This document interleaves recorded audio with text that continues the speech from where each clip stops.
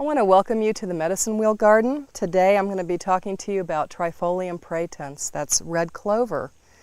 It is a very beautiful, very abundant plant. We are today in an incredibly abundant garden, and you would have thought I might have chosen something more exotic than red clover to talk about, but this plant offers us tremendous gifts, and I want to tell you a little bit about that today. It has 3 leaves, and that's where its botanical name, Trifolium, speaks to the 3 leaves. And praetens describes where it likes to grow, which is in meadows and fields. This is a delicious herb. It is sweet like honey. It's wonderful to eat in salads. The seeds are heart-shaped, and the dried flower heads and the seeds can be pounded into flour and added to foods. It is a food that's also considered to be a survival food. It's high in protein and has a lot of minerals. So its medicinal value is many, in addition to it being a food.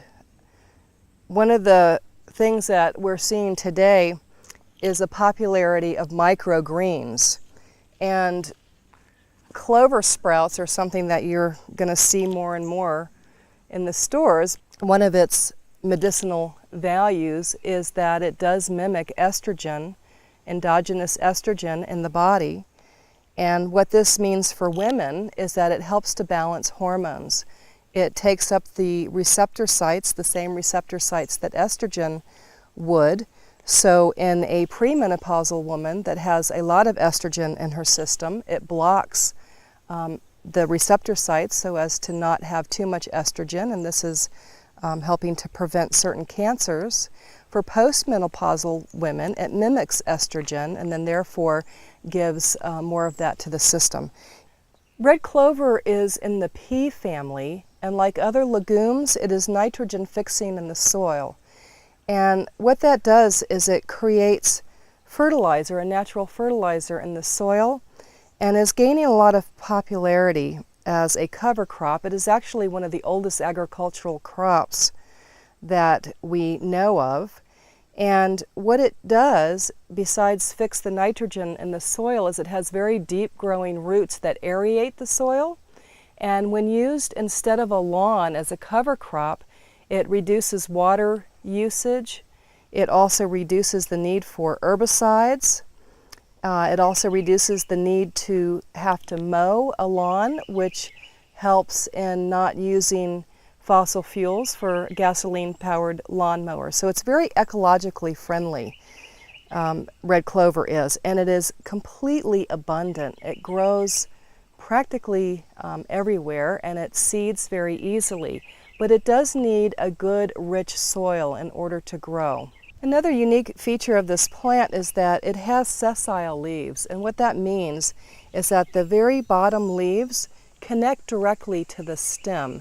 And St. Patrick, when he was using this plant to teach with, he used it as an example of the unity between all people because of the way that leaf is unified with the stem. The chevron symbol and pattern that's on these leaves is an ancient metaphysical symbol.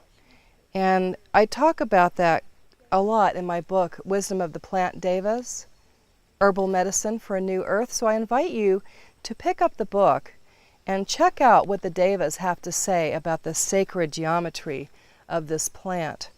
I also want to mention about this plant's relationship with bees. It would be impossible to tell the story of red clover and not talk about its dependence on the bees.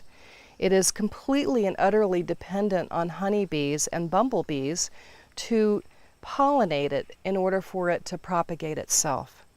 And the bee that loves clover, in fact, we wouldn't have clover honey if it weren't for the bees. And in a healthy field of clover, about 500 pounds of honey per acre can be produced. And the bee comes and it trips the little flower head, that releases the nectar that it gathers. And the amount of nectar that is released is totally dependent on the quality of the soil that this plant grows in. The honey that is produced by these bees, the red clover honey, is and does hold the secret of divine nourishment. This plant's earth spirit medicine is divine nourishment. And I'm talking about the kind of nourishment that happens on all levels: spiritual, physical, psychological, and emotional. It is the kind of nurturance that we received when we were children in a field of clover, where we didn't have concern for our personal survival and all of our needs were being met. And that is what the spirit of red clover wants to give us, is divine nourishment on all levels. So I invite you to pick up my book, Wisdom of the Plant Devas, Herbal Medicine for a New Earth, and learn more about this plant, about divine nourishment, and about its place in the evolution of humanity.